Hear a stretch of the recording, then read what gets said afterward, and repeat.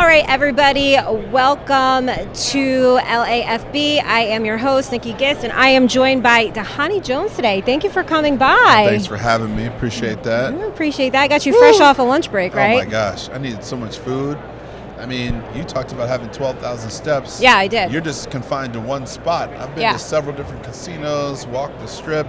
You know, you try to find a ride share and you can't find it, so you walk around trying to find a ride share, then you walk around trying to find a cab. And they have us all the way back here. All the way back? It's like 5 miles. I mean, if you drop a pin, you realize you're a couple miles away from your hotel room. It doesn't matter where you're staying. No, it doesn't matter. And everything is bigger in Vegas. So. Everything is. You got to have extra shoes in your bag. Yes. I do. No, I mean, you have the high heels. I just have some comfortable shoes. I got flip-flops in my bag because you need it. That's what I'm talking about. You need it. That's what I'm talking about. All right, so I want to start. I know you're here to talk about charity, but I got to start with the fact that you are an ex-New York Giant because I cover for the New York Giants. I'm based in New York. Obviously, big Giants fan. So can we just start with you talking about how your time was with the organization? I had a great time. Okay, great. I had a great time. Meritish family, they are phenomenal. This is a phenomenal family. Yeah.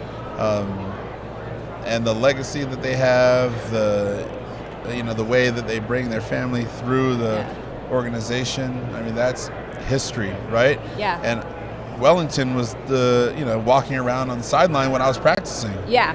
So I remember that. He would be out there with his hat, long sleeve pants. He doesn't want to get, sun, doesn't want, get sunburned. Right. He's an older gentleman, right? And the Duke, as we all know and love him to be, was a phenomenal gentleman, and he gave me my first opportunity, so I'm forever grateful. Yeah. And then you went to Philly, right? Well, we're not going to talk about that. We didn't have to talk about that, but I did enjoy my time in Philadelphia and went to the Super Bowl. Yep. Unfortunately, lost. But, in the world of sports, you have to, make choices. Yep. And I made the choice to go down to Philadelphia. And look, to be honest, I just love playing the game. Right. I didn't grow up actually watching a lot of football. I didn't grow up actually learning a lot about football. I just played. Right. And when I came back and played against the Giants while being on the Eagles, I think people were a little bit upset. A little bit? People were a little bit emotional. A little bit. And yelling at me. Yeah, maybe. All different types of expletives and things like that, albeit respectful. Right.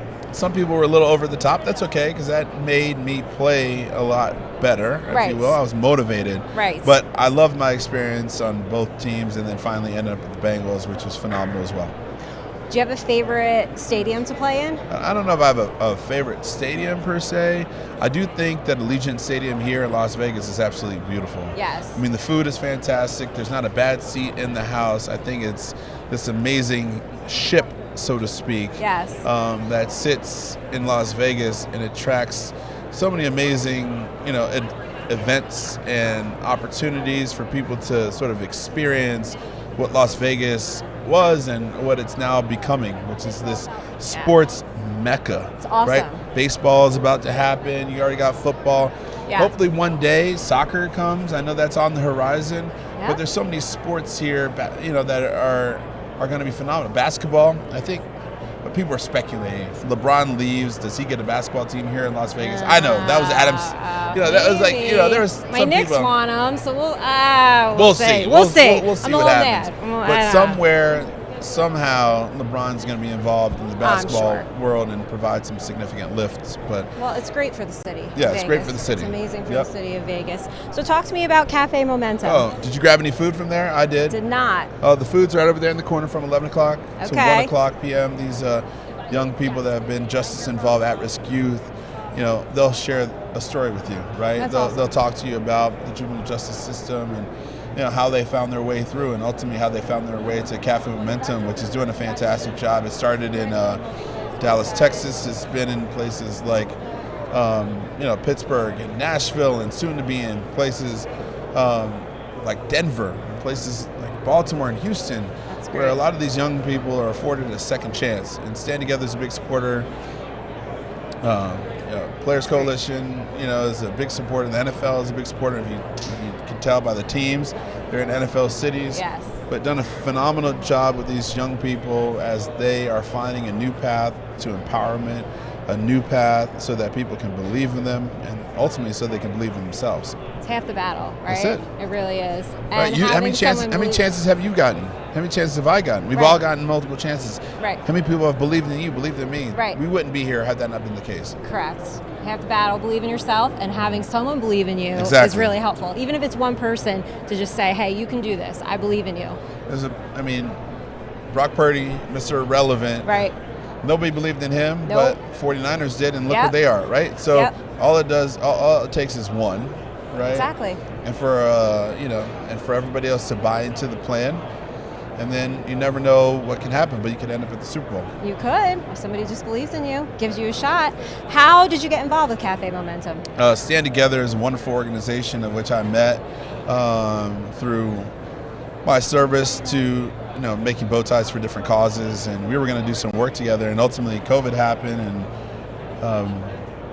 when COVID happened, a lot of people were financially affected, and so we helped raise a lot of money and give away $500 cash assistance payments through our Catalyst programs, and we gave, you can do the math, roughly 120,000 people $500 a piece. That's amazing. So you can do the quick math, and that just equates to a lot. It's a lot. Right? It's a lot of money were essentially given to those people, and they were able to buy shoes and clothes for their kids, pay their light bill and gas bill.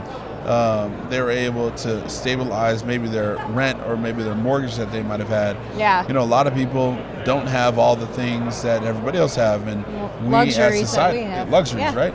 We as society need to be able to lift people up, believe in people, and give them an opportunity where they too can be good stewards of society. Everybody deserves a chance. Yes, especially a second chance. Just because you did one thing wrong doesn't mean you shouldn't get a second chance. Right? And everybody thinks that you're supposed to, be perfect. You're not. There's no We're not such thing perfect. as perfection. Exactly. No, you're going to make a mistake, and you just need that. I always say it takes a village, right? You need those people behind you to help bring you along a little bit. So why is this cause so near and dear to your heart? The problems of society, the problems of the juvenile justice system, and the reform that is needed, that's what's near and dear. Yeah. Cafe Momentum meets these young people where they are. I can talk about other issues that we have in society, after school program in the education world. You can talk about the downtown boxing gym in Detroit, which are doing a phenomenal job to help young people in after school programs. They have 100% graduation. With Cafe Momentum, the recidivism is incredibly low in comparison to other programs. You can talk about the Phoenix when it talks about addiction. There's so many other programs that Stand Together supports, and all of them are doing what they must with the communities that they have and the contributors that they do to be able to fix these problems that we have in society. Yep. How can anyone get involved? Like that, little call out. You can go to cafemomentum.org/Super Bowl and find out a bunch. But I want you, as soon as we wrap up, to go over there. I will. And go grab some food, talk to those young people, and maybe also have them on the show, because I think while people might, be a part of my platform and hear my story, I think those young people need to communicate their story so that other people can start saying, you know what, I think Cafe Momentum should be in my town. I think Cafe Momentum should be in my city.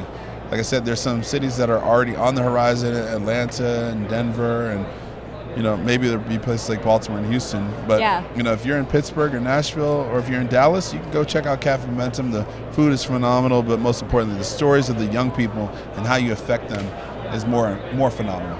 Well, thank you so much for joining us. I appreciate it, and I hope we'll chat soon. I'm going to go chat with the kids and let you know how it goes. Thank you All so right, much. guys, thank you so much. It's Nikki with Blonde Blitz.